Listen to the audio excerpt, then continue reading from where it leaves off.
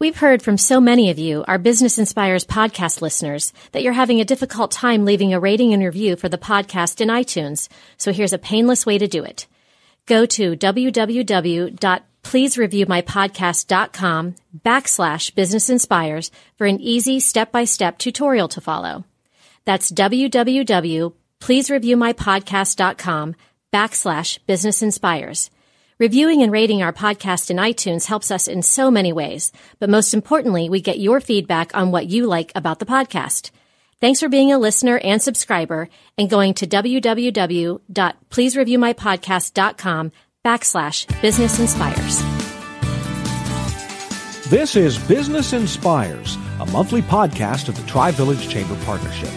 To run a successful business, you need resources, valuable connections, and community recognition. Business Inspires will provide you with the tools, resources, and examples to inspire you to create the business you're envisioning. Here's Michelle Wilson, Executive Director of the TriVillage Chamber Partnership. Hi, I'm Michelle Wilson. I'm with the TriVillage Chamber Partnership, and I'm thrilled to have with me today Annette Bellisari and Jim Miller with Bellisari's.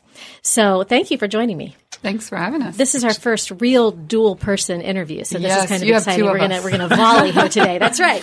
So this is good because we get to learn about a little bit about both of your backgrounds and what got you to this point. So I'm really excited about that. So let's start with you, Jim, and say when you were young, what did you want to do when you grew up? You know, Michelle, I always wanted to be a professional basketball coach.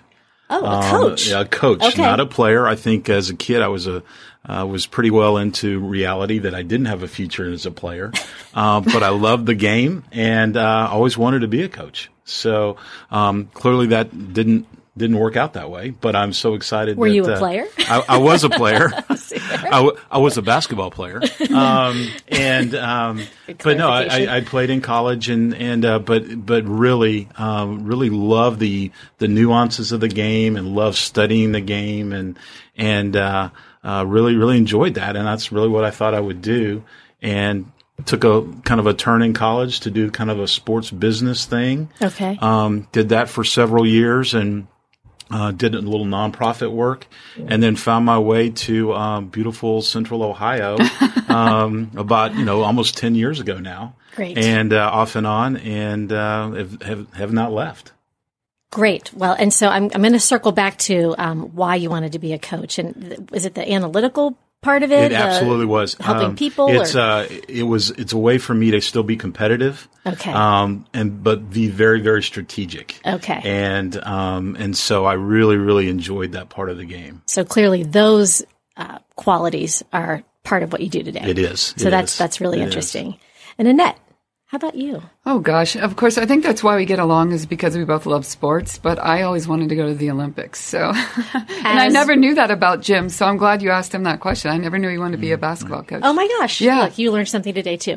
So what in the Olympics were you interested in? Track. I did track from like 5 till college, 5 years old till college. So that was my life, most of my life, yeah. Were you distance or?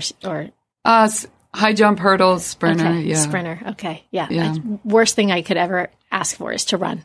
It's funny, neither of my children like to run. I'm like, what? How can you be my kids? You don't like to run? Yeah, they have no interest whatsoever. Yeah, it's so easy and affordable, and it's such a great way to stay in shape. My gosh, and I'm just awful at it, and it's awful to even think about it. So I feel you either love it or you hate it. I think you're right. Yeah. I think you're right. I don't know how quickly you can develop a passion for running. So good, wonderful. So Bellisari's sauces. Why sauces? When you guys joined forces, why did you choose this rather than? I mean, Annette, you've had businesses, you've had retail, you've had catering. Mm-hmm. I know that about your background, Jim. I read a little bit about you, so let's talk perhaps about how the two of you met and decided to form this venture. And sure, it was really something special, Michelle. Annette and I worked together at another food company, and the first time I was ever around her, I realized that she's one of those unique people that make everybody around her better. And those of us who, have had multiple jobs and have been in careers, going on 30 plus years, recognize the uniqueness of that. And I said to myself, my gosh, very, very special, very, very talented individual. And the more I got to work with her, we traveled on business and we made sales calls and things like that. And I got to know her. Well, in addition to, making everybody better around her, she was unbelievably talented when it come to food.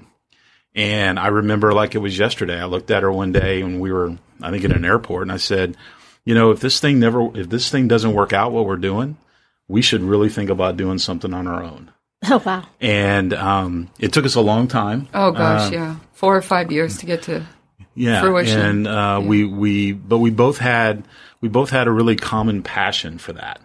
And we both hit it off when it came to what our vision was about if we were to have a company and to really have a brand. Mm-hmm. And so we said from day one, we want to be known as that go-to specialty spread company, and we want to be unique. And I was just very, very fortunate to have met somebody like Annette that was able to get us where we are today. And I think it's a joint effort. But it was just one of those things that it was an opportunity, and it was like, she's very unique, and we got to figure this out. Sure. And so really, really, that's kind of how it started. I mean, that's pretty close, right? Yeah. And then it was a long process from there. Yeah. Well, a lot longer than we thought. Well, and I think it's smart that you took your time and you made sure that, you had all the pieces in place before you launched, because when you launched, I think you launched strong. And of course, Bellisari's name in at least this area of Columbus is recognizable. Well, so I will think tell you that that was not our plan. Like, I had no interest in having my name on the business. And Jim just kept pushing, and we meet with all these marketing people, and they were like, "Why isn't it Bellisari's?" And I'm like, I don't want it to be about me, because it was a joint effort. Mm-hmm. I want it to be both of us. And I didn't want Jim to be overshadowed by, the name recognition being in Columbus. And he was like, "No, I really think we should do Bellisari's." And so then the last marketing company that we met with 4 years ago or whenever, they were like, "It really needs to be Bellisari's." And at that point, I just gave up. I'm like, okay, I give up. Like a lot of our decision making, I just keep pushing and pushing and pushing. Yeah. Good. And then she'll finally come around to that. Yeah, exactly. I mean, he's a sales guy. He's relentless. Yeah. So he knows how to work it. Right. Yeah. Well, and clearly that's what helps, is that you offset each other's strengths. It's true. Mm-hmm. Right. And you have a balance there. Mm-hmm. So that's really good. I think it was the right decision. That's my humble opinion. Well, and we are very excited that we were able to do that. Yeah. So how many years is this? Gosh, so we've been in business, it'll be 2 years Mother's Day. Since we launched. Yeah. Okay. And we were working on it about 3.5 to 4 years prior to that. Okay. And I will tell you that, with Annette's business background and her entrepreneurial background, she really, really helped on this, because, as Annette mentioned, I'm traditionally a sales guy, so I'm all about getting it done. I'm all about a sense of urgency and let's get it done. And, one of the greatest lessons that Annette taught me initially was, hey, we get one shot at this. Mm-hmm. We get one shot at this. Let's make sure that we are fully ready to go. We're fully developed. We're lock and step on every single aspect. And quite frankly, I think that's one of the reasons we've had the success that we've had in a short, almost 2 year period, because we were so buttoned up when we launched. And, so that's, again, one of those credits to Annette, about being able to, influence us, and get us ready. Great. Good. So you talked about, the shared passion, and what exactly, how would you define that shared passion? I mean, you have a sales background, you have, a food background, cooking and creation background. So what was the shared passion that made you think this is it? Well, I think one of the things is we both have a passion for giving back. Okay. And this is one way that we could do that. So we could create this business and we could both give back in our community or whatever community that we're working in. So I think that was one thing we definitely felt passionate about in the beginning. Okay, hey, if we're going to do this, we're going to give back within this company. And that don't you agree? I totally agree. I think that, Annette and I both have had things in our past that have impacted our lives and impacted our families' lives and those that, that we care about. And, one of our, core values is we want to give back to the community, and we want to give back to the community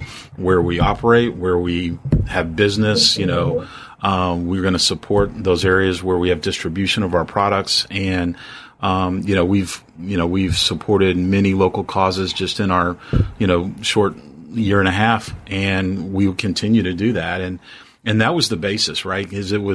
It's those core values that when you sit down and you start talking about this significant investment, not only financially, but emotionally, time, the sacrifices that, Annette's made, to do this, you've got to have a sense of core values that you have to be aligned with.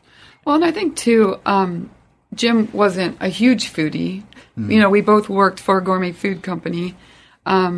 I think I'm obsessed with food and like educating people on food. I think it's really a part of my life is educating people about food. And so I loved educating him, but for him this guy can sell anybody anything, and I think it was just a good partnership, Once he, I think grabbed onto that passion of food, he's sold now on it, and he loves food and wine. And I think it's a good fit now. I think, he's helped me, kind of forced me to be out front and be more of the face of the company, which I never wanted to be.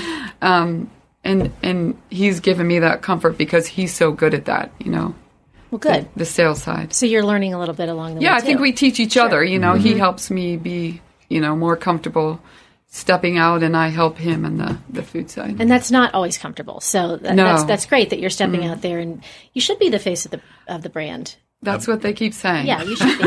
Absolutely. And I will tell you that if there was one challenge that we faced, bigger than the name, it was trying to convince Annette that. And because, the type of person that she is, she's all about giving back.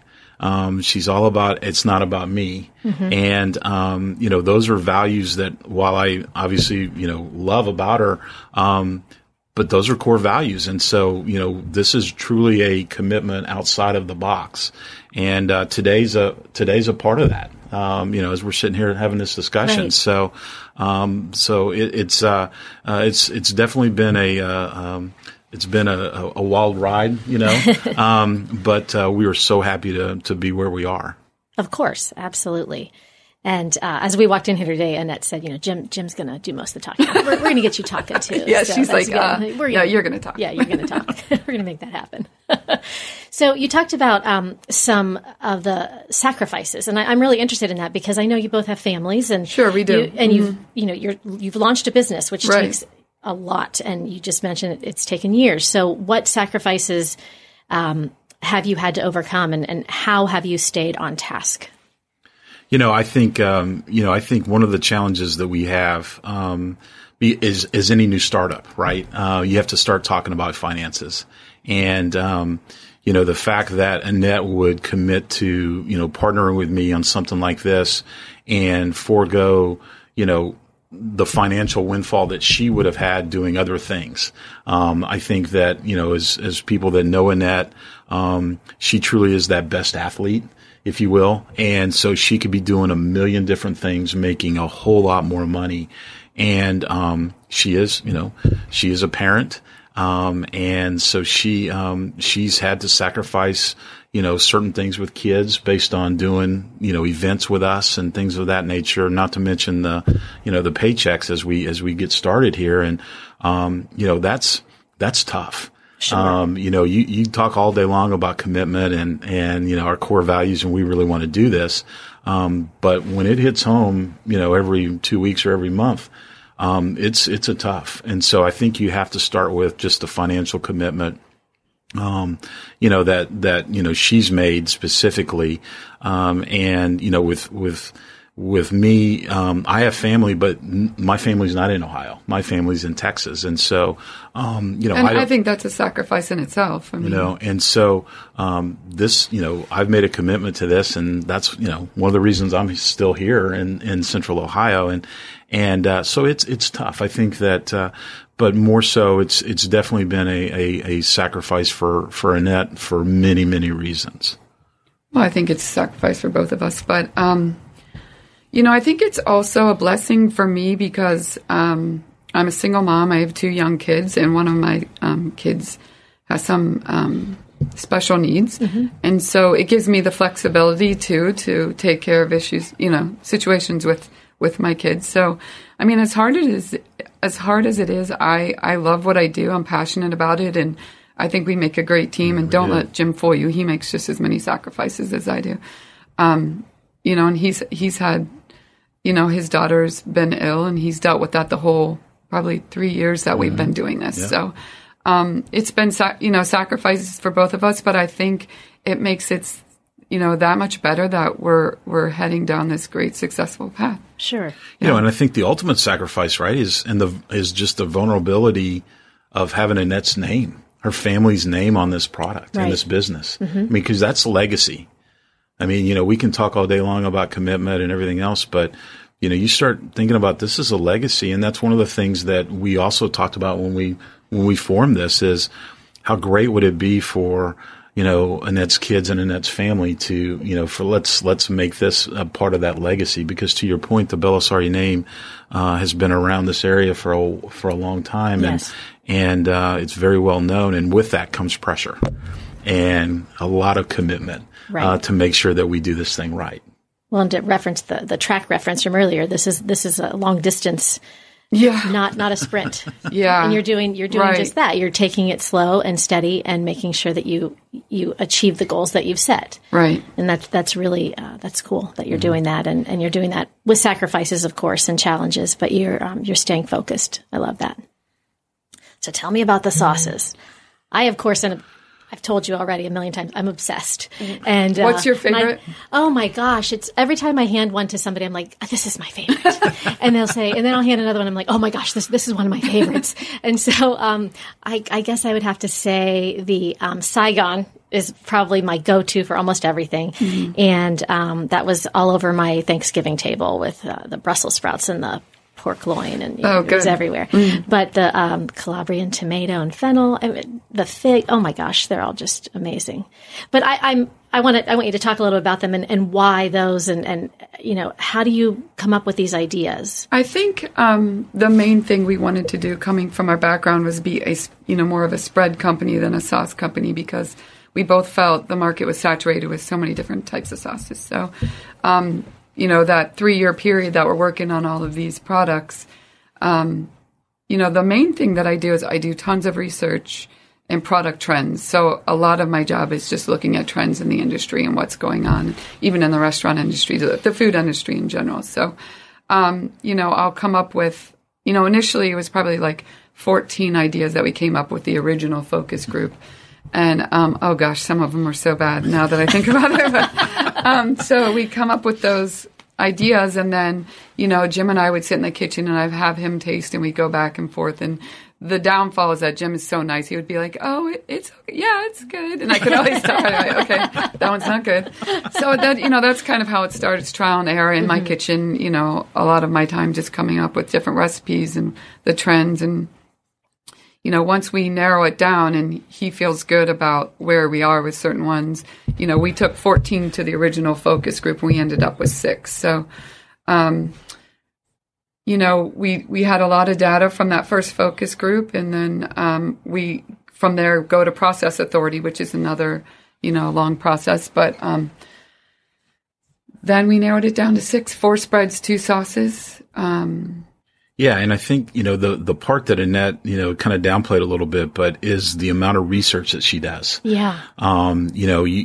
She gathers what's trending, from a flavor profile standpoint. She gathers what's trending from an ingredient standpoint.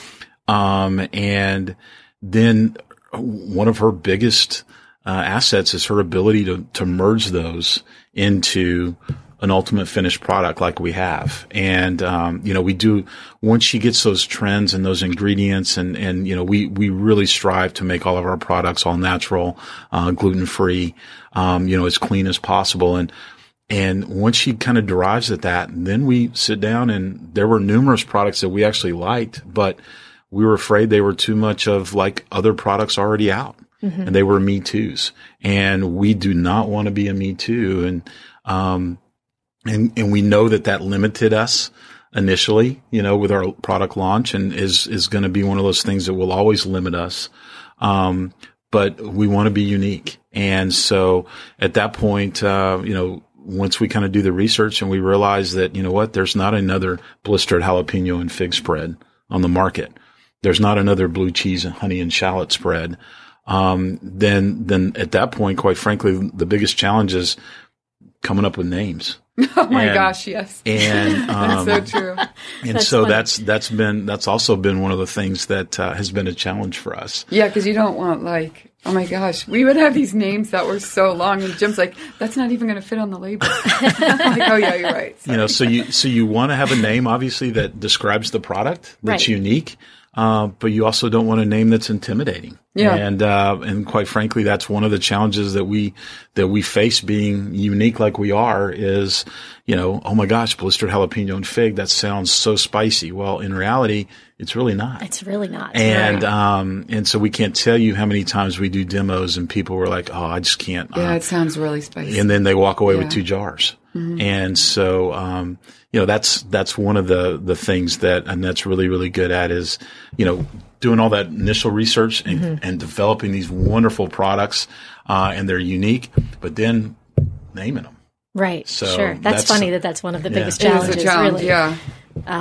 I when I was preparing for today's podcast, I was reading a lot of articles that have been put out there in the past, and it kept coming back to Annette, you saying that this is really a lot about family too. It's so true. And I'd love to hear your input on that. I'm Italian, and I'm one of 6. So I mean, our lives, we laugh because we just the 5 of the 6 siblings, we just went on vacation together a couple weeks ago, and all we talk about is food. Really, it's sports and food is what we talk about.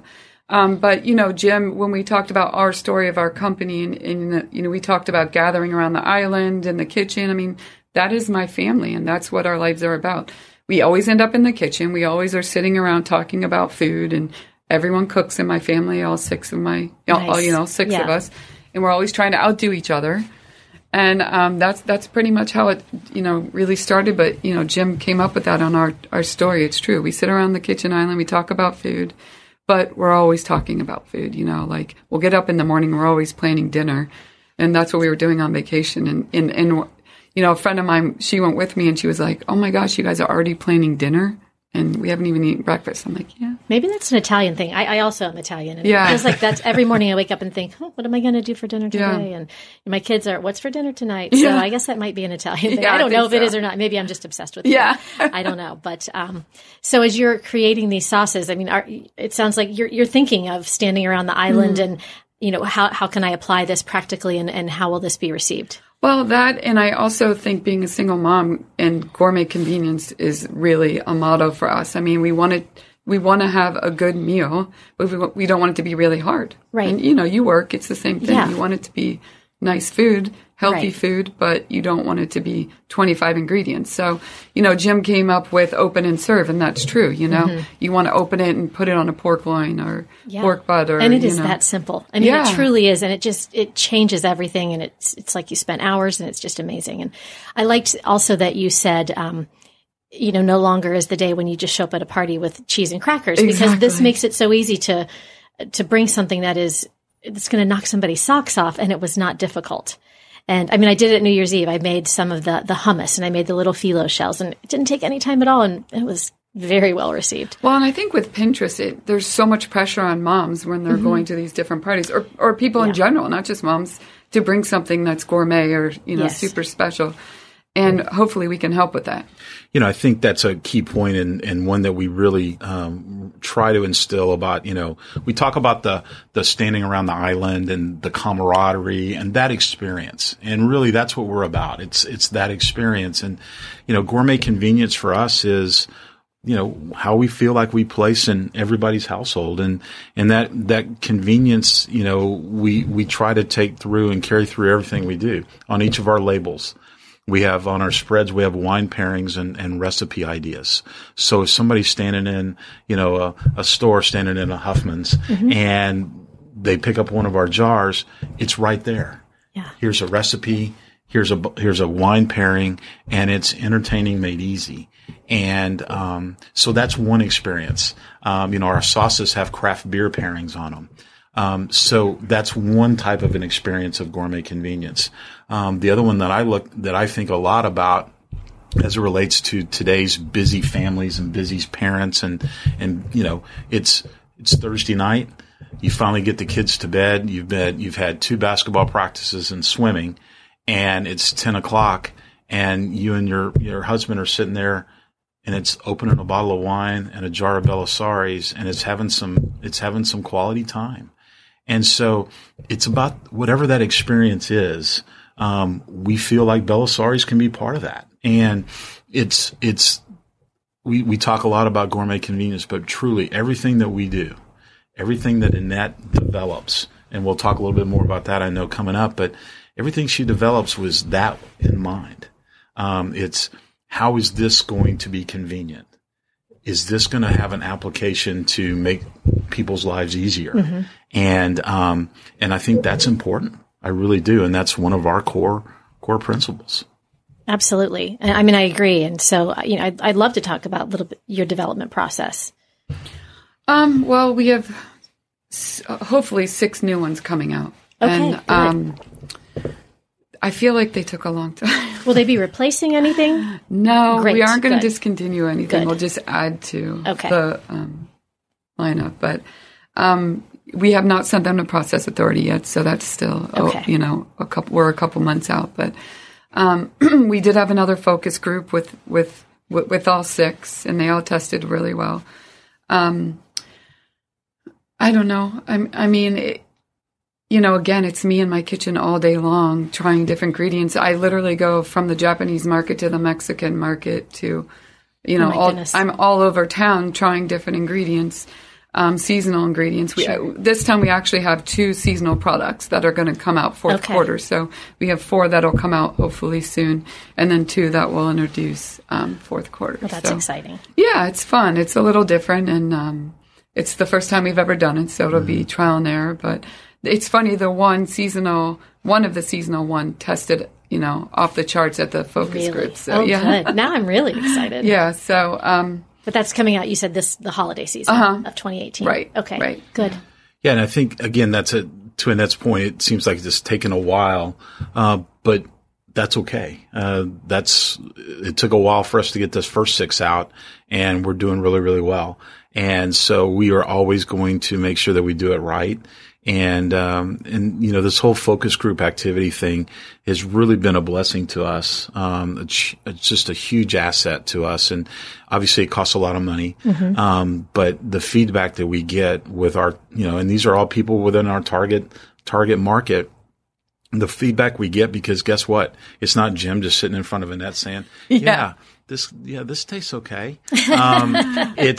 It's on paper and it's anonymous. Right. Well, and I'll be honest, you're not making assumptions. You're actually hearing from people. Well, and I'm always like, oh gosh, okay, I got to prepare myself for people to like rip me apart, but they're not. I mean, it's not like that, but it's fair criticism, and it's our market, and so it's an invaluable tool to us that we will continue to use, for a long, long time as we launch new things and we want to get feedback. Right. And I think obviously being process driven is going to get the best product to the market. So I like that you're continuing to do that. Well, and I think too, like because I still continue to teach cooking classes, I have certain areas that I like. Like I love Japanese food. I love learning about that. So one of our products is a little bit, more Japanese driven. And obviously being Italian, that's a lot of the classes that I do teach. But I feel like as I'm doing research, I probably lean more towards certain areas that I like in the research. Yeah. Sure. And you mentioned trends earlier. I'm really interested in, what are trends around food? What does that mean? Well, I think, in our industry, and Jim, you can jump in any time. There's different, trade shows, like the Fancy Food Show that is in California and San Francisco once a year. And then we have one in New York. You definitely see the different trends going into the market, that way. But myself, I do so much research in food magazines, so many different articles online, just from different chefs around the country of the world, actually. Mm-hmm. And then I would say I look to see what different people are teaching. Mm-hmm. Because these young chefs are always coming up with new ideas. They're always trying to reinvent the wheel, but they're kind of on the pulse of what's going on. Great. And so you're able to incorporate some of that in your I try. Your sauces and your development. Yeah, I try. But, again, it always goes back to trying to keep them clean and not a lot of, no preservatives and those kinds of things. And that becomes a challenge as a shelf stable spread company and sauce company. It becomes a challenge. And obviously food safety is always, top of mind. And so that's one of the challenges because, it's different than a chef cooking on a show, or even a restaurant because you can use fresh things you've got and it's immediate consumption. Mm-hmm. And, when you talk about something that has a shelf life of 12 to 18 months and making sure that it's safe, and the quality will not decline over that time, that's one of the challenges that Annette's faced is, being able to do this and not, and it'd be okay to be, shelf stable.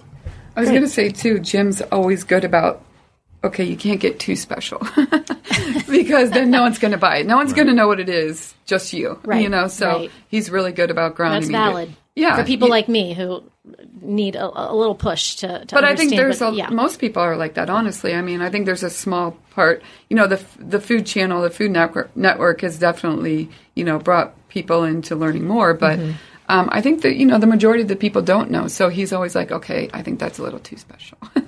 Well, that's good. Again, I love that you offset each other and you keep each other grounded and focused, on the long end picture. So I think that's fantastic. So tell our listeners where they can find Bellisari sauces. So as we mentioned earlier, Michelle, we've been around now. We've been officially launched in a little over a year and a half. And so as we sit here today, we're in over 70 locations across 7 different states. And so we're very, very proud of that. And we're also proud that come April, we will bring a new retailer to the Bellisari family, and we'll have distribution in all of the Giant Eagle market districts. Wow, that's great. And so, that's a really, really big 14, thing. Right? Yeah, 14. Mm-hmm. But here locally, we are all about local. And so we have some great partners here locally, with Huffman's, with Hills, both locations, Lucky's and Wyland's. So we predominantly, focused on local and kind of those types of accounts. But we do really, really well in specialty shops and wine shops. Oh, good. And so, you can find us in some of those locations as well throughout, Columbus and Central Ohio.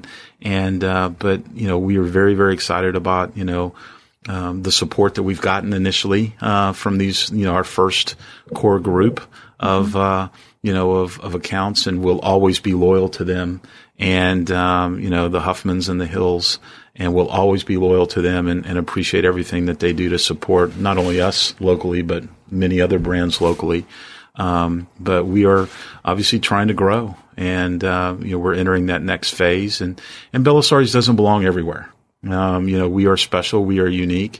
At a $6.99 or a $7.99 retail, we don't belong everywhere, and we've been really, really good about making sure that we've at least initially been in places where it made sense. And so we're excited about that. We will always be local, but we will grow and continue to grow. And then with the upcoming 6 new items in 2018, I would expect that growth to continue. And you also have a really solid online presence. I know I send a lot of gifts this year through your online gift program. So where can people log on?